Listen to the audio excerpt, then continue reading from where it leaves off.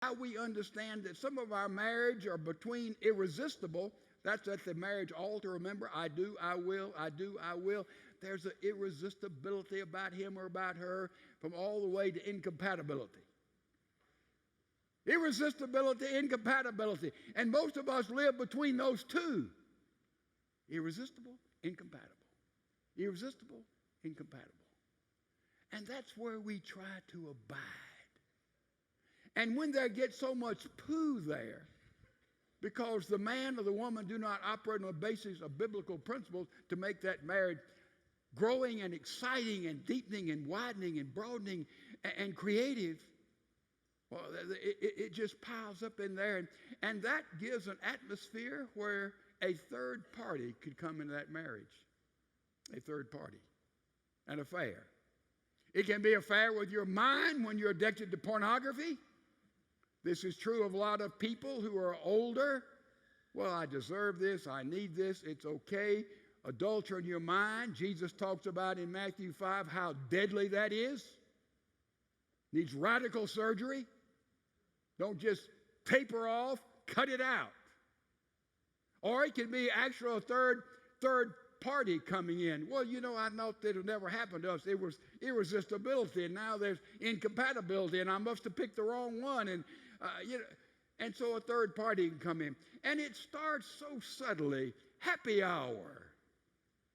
A lot of people get off from work. They have to go by a bar somewhere and get lubricated before they go home and face their wife or their husband.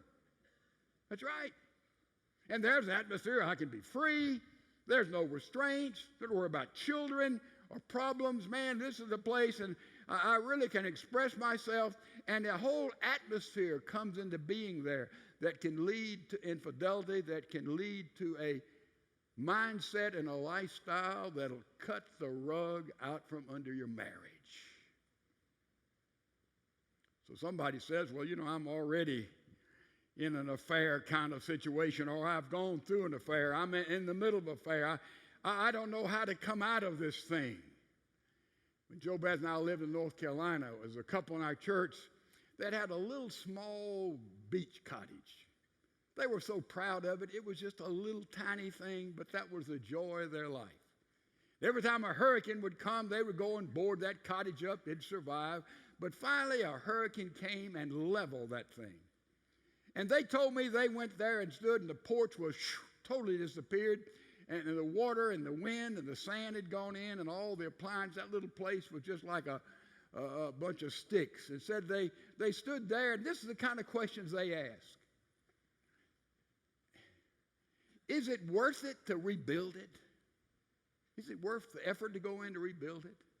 Then they said, I wonder how much it'd cost to rebuild this thing. Then they said, I wonder if we'd ever be comfortable there again. I wonder if we'd ever trust that we were safe in this place again. So they looked at that little cottage that was just totally destroyed almost, and they said, you know, we didn't know where to call the United Way or get a bulldozer. Didn't know what to do. Is it worth it? What will it cost? Will we ever trust, feel safe there again? That's the way it is when infidelity comes into a marriage. We ask the very same questions. So we have to come and deal with the fact in this time of worship. How can we prevent a third party coming into our marriage or third parties coming into our marriage? How do we keep our relationships sacred and holy and exclusive and beautiful and growing and exciting? That's what we want. How can this happen? How can we prevent from this not happening? So the other good blessing will indeed happen.